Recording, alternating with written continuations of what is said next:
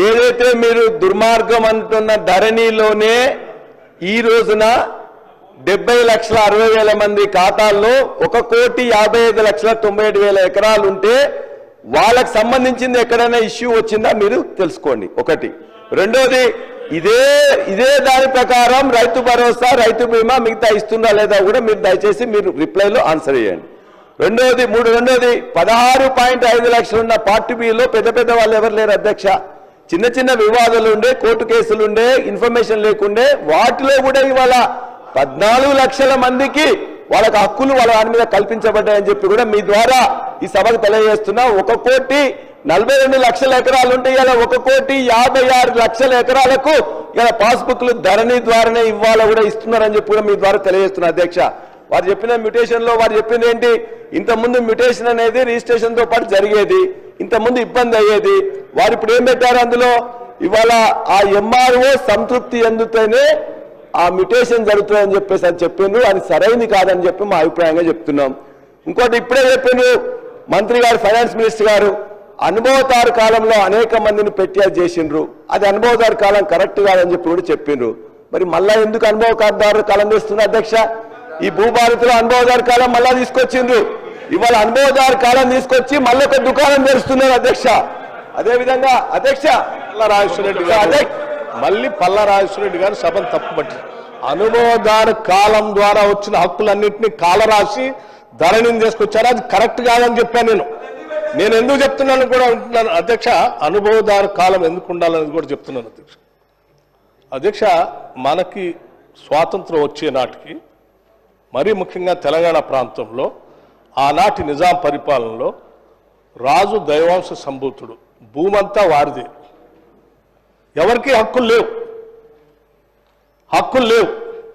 మొట్టమొదటిసారి హక్కులు లేవు కాబట్టి అడ్డగోలుగా మీరు కట్టేటువంటి భూమిపై కట్టే పన్ను పండించే పంట కంటే కూడా ఎక్కువ వేసి రైతులు ఇబ్బంది పెడతా ఉంటే, ఆ ఇబ్బంది పెట్టే క్రమంలో ఉన్న భూములు కూడా కోల్పోయి చివరికి వెట్టి చాకిరి దారి తీస్తే, ఆ వెట్టి చాకిరిలోంచి వచ్చిన ఉద్యమమే మనం అనుకునేటువంటి సాయుధ రైతాంగ పోరాటం. భూమి కోసం, భక్తి కోసం, విముక్తి కోసం భూ పోరాటం జరిగింది. ఆ భూ పోరాటం జరిగి, ఇది రాజు దైవం సంబూతులు కాదు, భూమి అంతా వాళ్ళది కాదు, ఎవరైతే గ్రామాల్లో భూములు దున్నుతా ఉన్నారో ఆ రైతులకే హక్కు కల్పించాలని పోరాటం చేస్తే, ఆ పోరాట స్ఫూర్తిని అర్థం చేసుకున్నటువంటి కాంగ్రెస్ పార్టీ అధికారంలోకి వచ్చిన తర్వాత తెలంగాణ టెనెన్సీ యాక్ట్ అని తీసుకుని వచ్చి, దున్నేటువంటి ప్రతి రైతుకి రైతు రాజ్యాన్ని కాదు, లేకపోతే రాజుది కాదు, ప్రజలదని చెప్పి మొట్టమొదటిసారి భూమిపైన రైతులకి హక్కు కల్పించి చట్టం చేసిచ్చింది.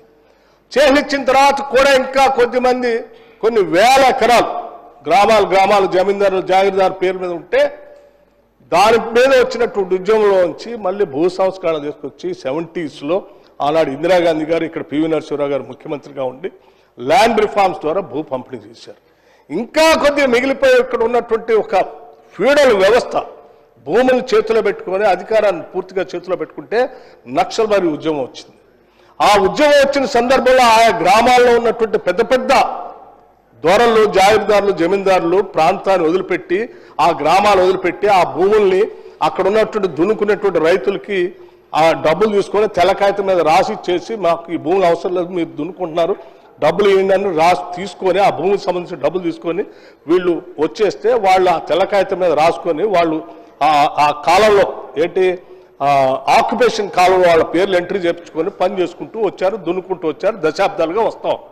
వాళ్ళకి ఆ రకంగా సంక్రమించిన హక్కుని ఆక్యుపేషన్లో ఉంచి, ఆ తర్వాత క్రమంలో కాంగ్రెస్ పార్టీ మళ్ళీ తిరిగి అధికారంలోకి వచ్చిన తర్వాత విజయభాస్కర్ రెడ్డి గారు, కంతం రామరెడ్డి గారు నేను అనుకుంటున్నాను, బహుశా పట్టదారు పాస్బుక్లు అవన్నీ తీసుకుని వచ్చి రైతులకి ఈడ చక్కగా కల్పించి హక్కులు కల్పించారు. కబ్జా కాలం కూడా వచ్చారు.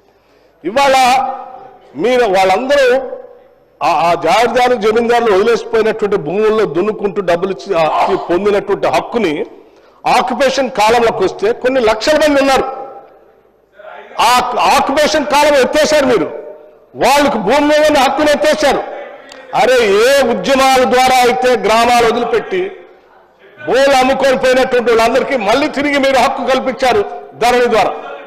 అంటే అసలు వాళ్ళేమో అన్యాయం చేసి గాలి కొదిలేశారు. ఇది కరెక్ట్ కాదు అధ్యక్ష.